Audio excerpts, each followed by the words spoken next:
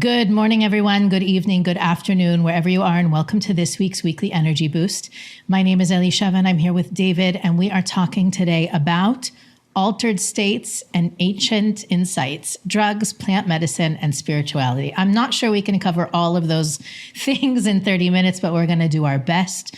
We're talking this week about really how darkness fuels our spiritual journey and the different alternatives that are out there. What does Kabbalah say about them? And how can we grow and learn from those insights, not only this week, but anytime? Weekly Energy Boost is a 7-day spiritual weather forecast where David and I, and sometimes our guests, offer our listeners the most practical and powerful wisdom and tools to help you navigate the coming 7 days. We do that by gleaning through the wisdom of Kabbalah so that you walk away with powerful tools and deep wisdom that'll help you navigate any day of the week, any week of the year. And this week is no different. We're really focusing on how we can have more of a light-filled and mystical experience, powerful. How can we experience the light on a daily basis? And what's the role of drugs, plant medicine, etc. in that? I thought, David, that for me, the thing that stands out is what compels people. Why are some people drawn to have these experiences? I mean, I personally am not attracted to it at all, but I know that there's a lot of people that say that they've had very powerful experiences, that it's helped them reach levels of understanding and feeling of connectedness and love and whatnot. To me, I think the conversation begins way before that, way before the actual experience, and more how, I think it's called scarcity culture, how everything around us is set up to make us feel like we're missing something.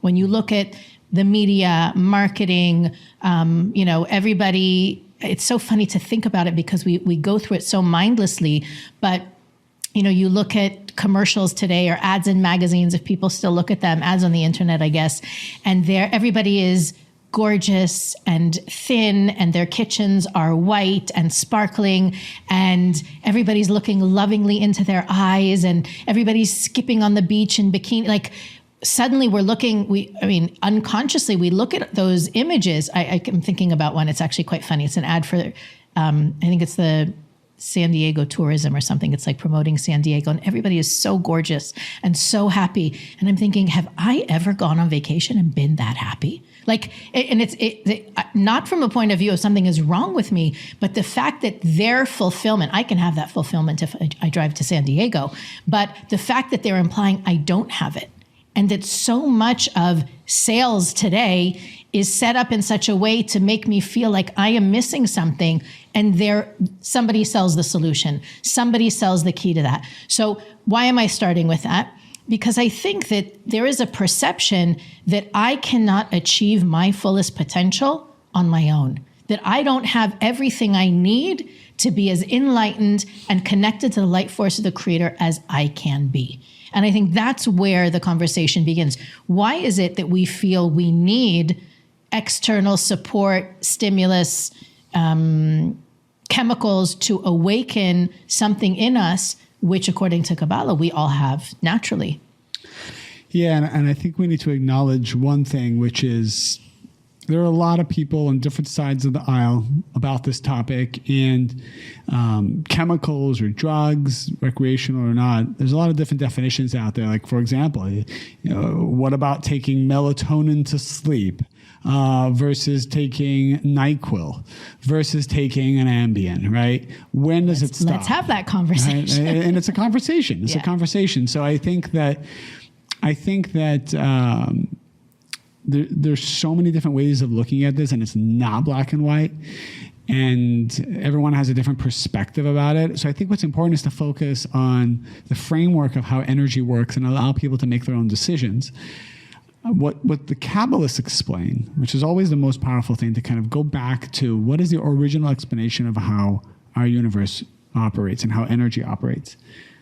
This idea that the purpose of each soul has been to have an unfettered, open connection to the light of the Creator. That affinity of form that you achieve with the Creator allows this endless energy to come into your life and remove darkness. And that translates to both physical, emotional, and spiritual benefits and fulfillment. So what we learn in Kabbalah is that if you're connected to the light, the miracles come. The darkness goes away. The questions go away. The answers come. The fulfillment in every area of your life comes when you're connected to the light. This is the ultimate prize. This is the ultimate goal. And one of the explanations that I've learned is that you have to kind of look at connection as two different ways. Number one, the goal of the soul is to have this relationship with the Creator and have this connection. However, we also know, and the Creator knows as He designed this world, that connection is not going to happen automatically, that there are stages to it. So what the Creator has done is encapsulated His light, this light force, into the physicality of this world. It's encapsulated the light in food. That's why when we eat food, we have pleasure. Encapsulated in sexual pleasure. Encapsulated in power and respect. That's why people run for governor, or they run for mayor, or they run for president, because there's something about, even though you don't get paid well, and even though you get to a place where everybody hates you and is against you and it's very hard, like why go through all that effort to run for president? Because by achieving this position of power, there's this great light that's revealed, this great pleasure, this great fulfillment that is revealed because you have all this energy now. But this is all the light of the Creator encapsulated in these shells that are just momentary in their pleasure. For example, when you eat food, you taste the light, but for a moment.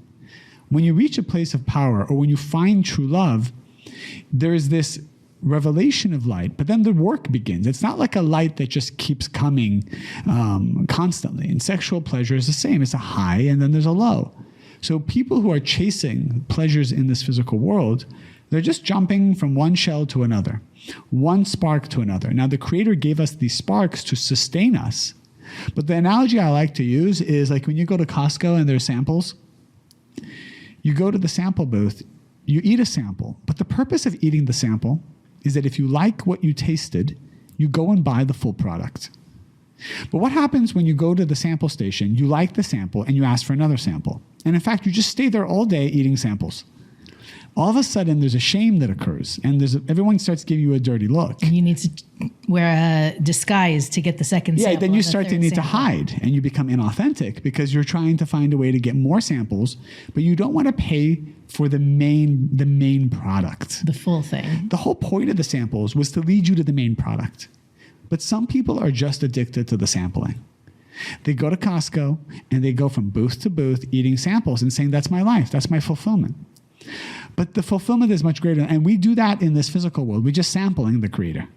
We're sampling the Creator in drugs. We're sampling the Creator in food. We're sampling the Creator in sexual relationships. We're sampling the Creator in different things because we're not willing to put in the work, or we don't know that there's something greater than a sample. We think that this is a store of samples. We don't even think that if I go to the freezer, the full product is there.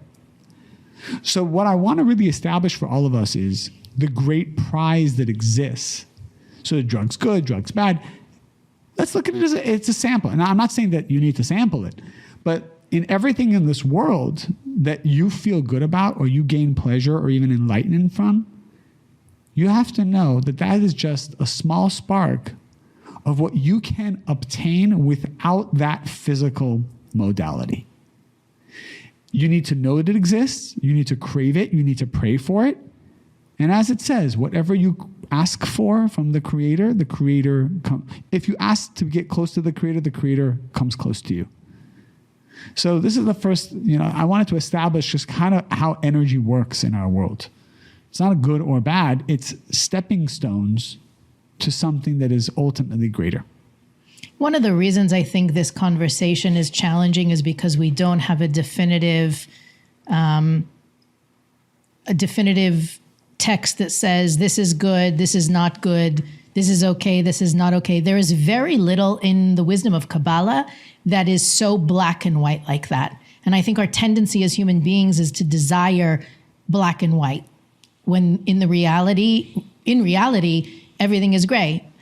And it's really up to us to create our own. We talked about creating our own rule book, but the really is to find what resonates with us and to feel deeply and completely connected to that truth. The Zohar itself, which is the main text of Kabbalah, doesn't really say much about drugs in the recreational sense. It talks about drugs in a medicinal sense. There's actually a beautiful section in the Zohar that says that all healing comes from the plant world, or it can come from the plant world. The reason it doesn't, the reason we do not know which plant cures what, is because if we did, humanity would worship the plants and not the creator. And to me, there's also a very powerful message there that has nothing to do with medicine.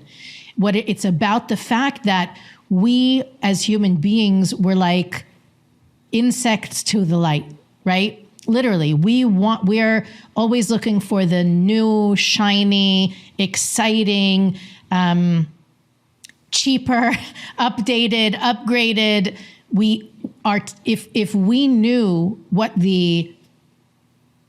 do they call it? Where the Holy Grail was, or where the fountain of life was, we'd all go.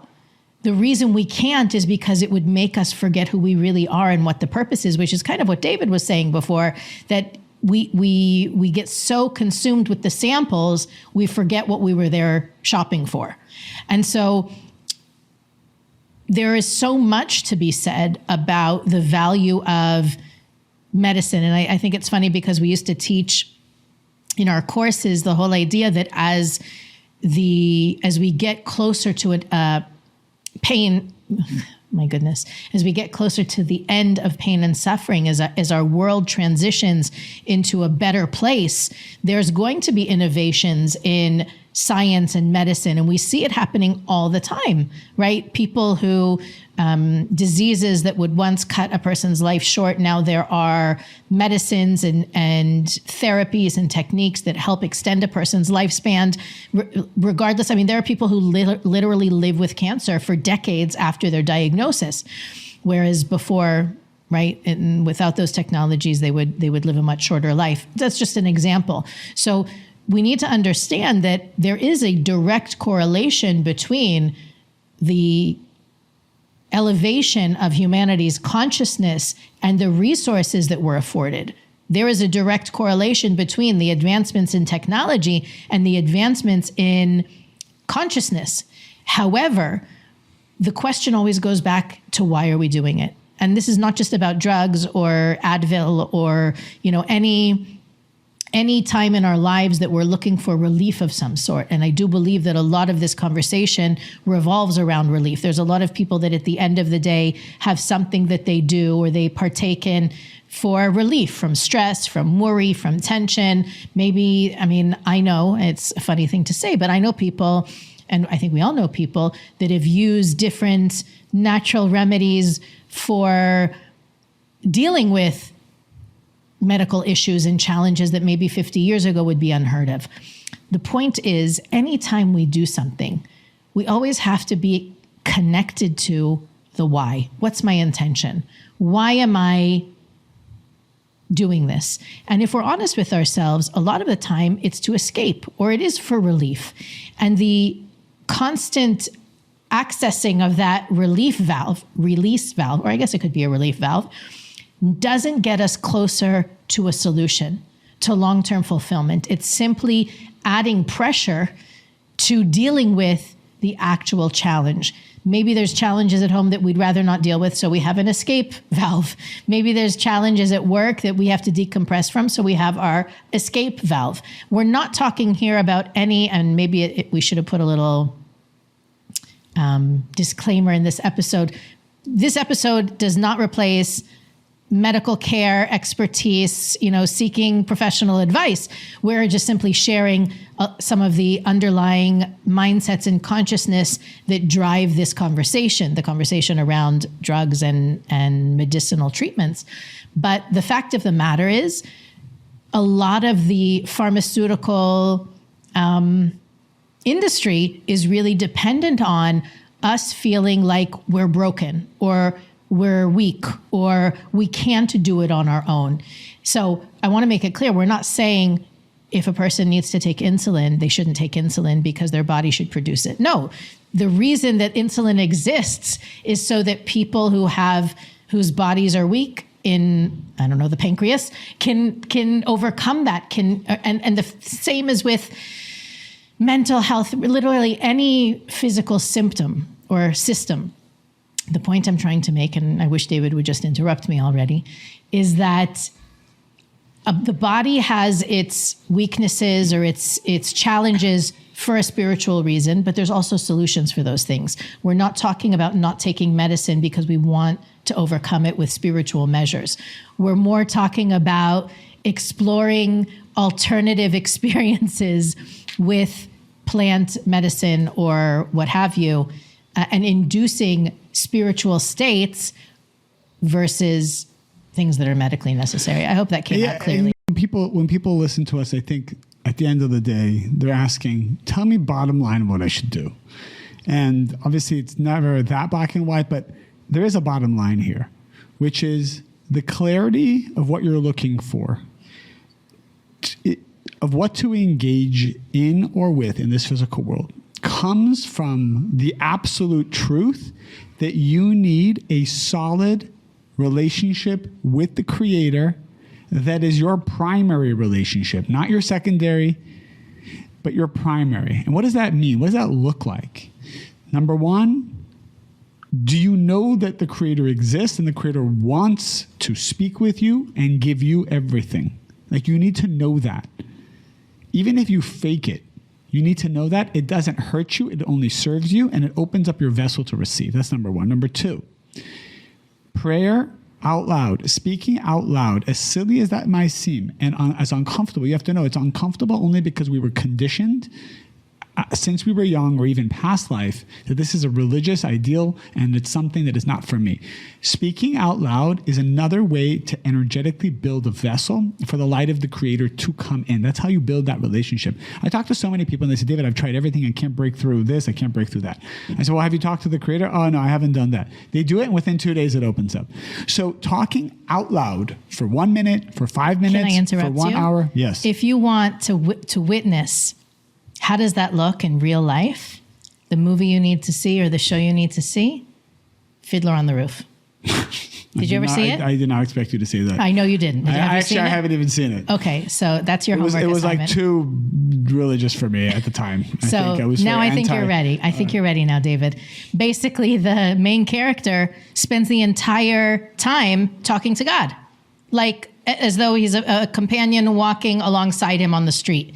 And he even says things like, "Are you kidding me?"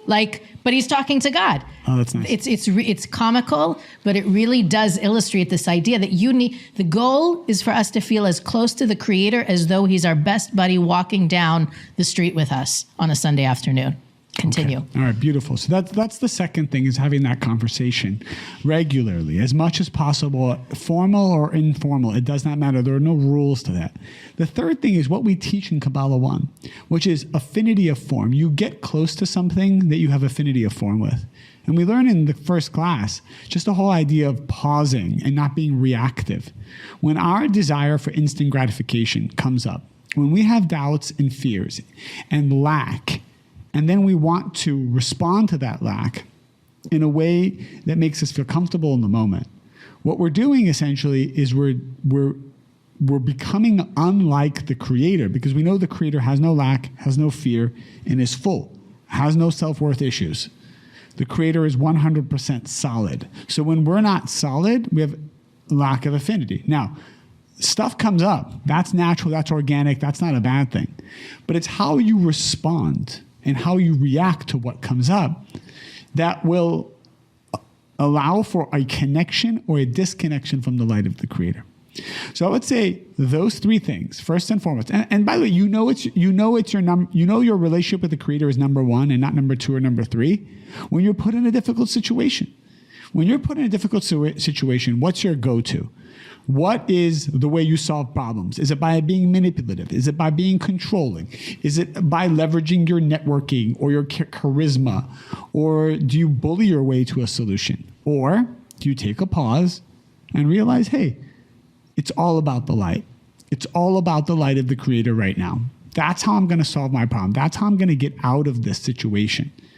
And then when you have that as your number one, as your anchor, as your primary, the light of the Creator then shows you solutions in this physical world and guides you. So if a person does take medicine, but it's because it came as a secondary option from prayer, from transformation, from a desire to connect to the light, then there's protection there. But if I'm running to energy in this physical world as my primary go-to, as my quick fix, whatever I'm connecting to, even if it feels good for a second, it will ultimately wear off and disconnect me because it is not connected to the source. Something is connected to, that's what people say, well, isn't drugs connected to the source? Everything depends on what your relationship is with the Creator to begin with. And when you really have an honest relationship with the Creator and you're letting go of your agenda and you're not tricking yourself or manipulating yourself, you will receive messages. You will be guided as to what is the right thing in life. So, that's the energy. I think ultimately the energy of this week is to release us from the idol worship concept of us being addicted to things physically in this world. If you feel you need something to be happy, you got to look at it. You got to look at it. And you will be tested and challenged because that thing will be taken away temporarily to show you that it is, you are not putting the Creator first. How do we know? You're sad when you don't have it. You're bitter when you don't have it, like we spoke weeks before. You are dependent on it. So whatever you're dependent on must be taken away even for a moment to show you that the Creator is not there. So powerful, because I was, before knowing what David was going to say, I was thinking one important thing to bring up also is that we are here, humanity, people, we are created and we are hardwired for connection, right? There's a whole wealth of knowledge out there about attachment and how important it is when we're babies to feel secure, and that we're constantly trying to connect with other people. We might do it in ways that do the opposite sometimes, but we feel our most fulfilled when we feel connected, whether it's with another person, a mission, a project, the Creator. If we look at our lives, our greatest joys come from moments of connection. And what we find when we look to things, and I don't want to just use drugs, by the way, I think one of the most powerful drugs out there today are screens, right? There's research done that says that, using our phones, using tablets, devices, it has the same effect on the brain as actual drugs. And it awakens the addiction centers in the brain. So that's why it's so difficult for you to tear your phone away from your kid or tear the iPad away from them, because they literally, their brains light up the same way they did if they were doing cocaine. And so part of the conversation also, I think it's important to look at that point, not only connection to the Creator, but connection to others. And I know that there's a lot of people who would say, yes, when I do drugs, I feel much more connected to other people. But what I find is that the people who will say that, they feel connected to certain people, but not to others. That there is a dimension of fragmentation and separation that is created. So if you're doing something, if that thing that makes you feel good isolates you, separates you, breaks you off from parts of yourself or parts of your life, that should also raise a red flag. And we are not here, you know us, if you've been listening to us for any period of time, we're not here to preach or to talk down to anybody. This is just, these questions have come up for so many years from our listeners. If we can talk about it, and we've kind of skirted the issue different times, not because we don't want to address it, as hopefully you can see today. There just isn't a whole lot of Kabbalistic conversation around it, aside from the idea that if we're using drugs or any other crutch to feel connected, it's making us disconnected. It creates what we learn in Kabbalah when it's called bread of shame. It is that feeling, the Costco metaphor, we haven't earned it. We haven't created it. We haven't paid for it. It's not really ours. And so the challenge with that Kabbalistically is simply that the reason we were put on the planet is to remove that feeling, to create a sense of ownership. And I'm the cause. I've created my connection, when many of those things have the opposite effect and prevent us. It's almost like you spend your waking, 12 hours a day being in the state of cause and ownership, and then 2 hours a day receiving without making that effort. It's definitely creates a bit of a clash, I would say, in intention and in action. So we want to be mindful of that as well. Any last thoughts, David, before we close? That's all. Yeah. I'm sure there's a lot of you out there would be like, you wanted to hear the juicy stuff. The Kabbalists didn't do these things at least they didn't write about doing it. We'll save that for another, the stuff that Elisheva and I do, we'll save that for another time. Yes, exactly. So, that was awesome. Thank you, David. Thank you for listening. We want to remind you that Weekly Energy Boost is available on all podcast platforms, Instagram, YouTube, and Facebook. We have a website, weeklyenergyboost.com, where we put all different kinds of things that we want our listeners to know about. And you can also click the donate button there and support our podcast, as well as like, rate, review, and most importantly, share this episode. I know that while the title is controversial, the content might not have been so. So it may be something that you feel comfortable sharing with people that you love that could use a different spin on things. We'll see you next week. Have a fabulous one. We will see you next week. We want you to have a fabulous one. And thanks for listening to the Weekly Energy Boost.